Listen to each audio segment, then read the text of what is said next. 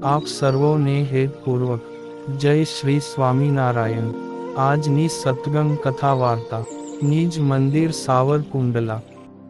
આજની સત્સંગ કથા વાર્તામાં આપણે ચાતુર્માસ ઉત્સવ કથા અંતર્ગત વરાહ અવતારની પ્રાગટ્ય વાર્તા ખૂબ જ હેતપૂર્વક સાંભળીશું। ભગવાન શ્રી વિષ્ણુના મુખ્ય 10 અવતારોમાં આ ત્રીજો અવતાર છે। આ યજ્ઞ વરાહ તરીકે પણ જાણીતો અવતાર છે, એટલે ભાદરવા મહિનાના સુદ પક્ષની ત્રીજની તિથિએ વરાહ જયંતી ઉજવવામાં આવે છે, કેમ કે આ દિવસે ભગવાન શ્રી વિષ્ણુ ભગવાને વરાહ અવતાર લઈને હિરણ્યાક્ષ નામના દૈત્યને માર્યો હતો। આ કથા મહાભારત, મત્સ્ય પુરાણ, ભાગવત, લિંગ પુરાણ, વાયુ પુરાણ, હરિવંશ પુરાણ, પદ્મ પુરાણ જેવા પુરાણોમાં લખેલી મળે છે। પાદ્મકલ્પના આરંભે કમલાસનસ્થ બ્રહ્માજીને ભગવાને સૃષ્ટિની રચનાને આગળ વધારવાનું કાર્ય સોંપ્યું। તેથી વિકાસની ચિંતામાં વ્યગ્ર બ્રહ્માજી એકાગ્ર થયા અને શરીરના 2 ભાગ થઈ ગયા। સ્ત્રી અને પુરુષ એ જ હતા, શતરૂપા અને મનુ।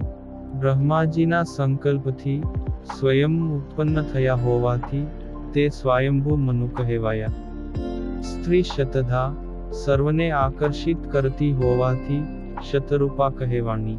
આ યુગલને સૃષ્ટિ રચના માટે સહાયરૂપ થવાની આજ્ઞા કરી ત્યારે મનુએ રહેવા માટેનું સ્થાન માગ્યું, કારણ કે પૃથ્વીને તો આદિ દૈત્ય હિરણ્યાક્ષ રસાતળમાં લઈ ગયો હતો।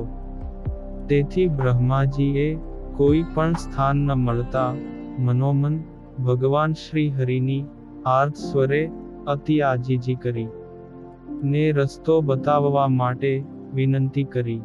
ત્યારે કૃપાનિધિ ભગવાને તત્કાળ તેની પ્રાર્થના સાંભળી। તે ધ્યાનસ્થ બ્રહ્માજીને છીંક આવી ત્યારે તેમાંથી અંગુષ્ઠ માત્ર શ્વેત વરાહ રૂપે પ્રગટ થયા। આ કૌતુકને કોઈ સમજે ના સમજે તે પહેલા જ આ વરાહ હાથી જેવા વિરાટ થઈ ગયા અને મેઘ જેવી ગર્જના કરીને અને જોતજોતામાં સમુદ્ર જળમાં પ્રવેશી ગયા।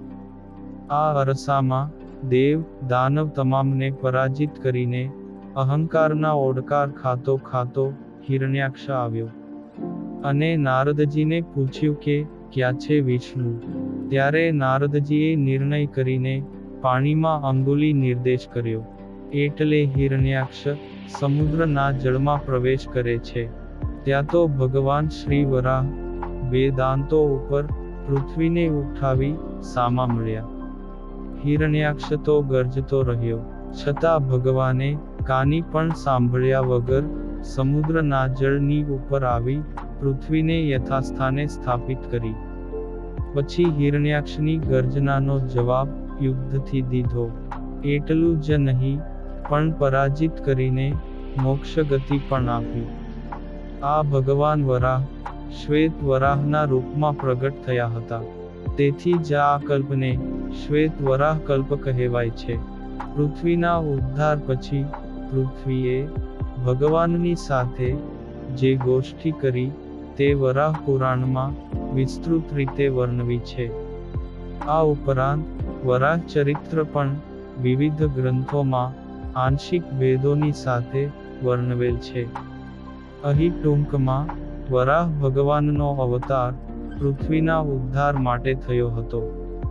આ પ્રાકૃતિક ઘટનાને ભગવાન શ્રી વિષ્ણુ કે જે વ્યાપક તત્વ છે તેના દ્વારા પૃથ્વીના ઉદ્ધાર રૂપે કથામાં વણી લેવાઈ છે।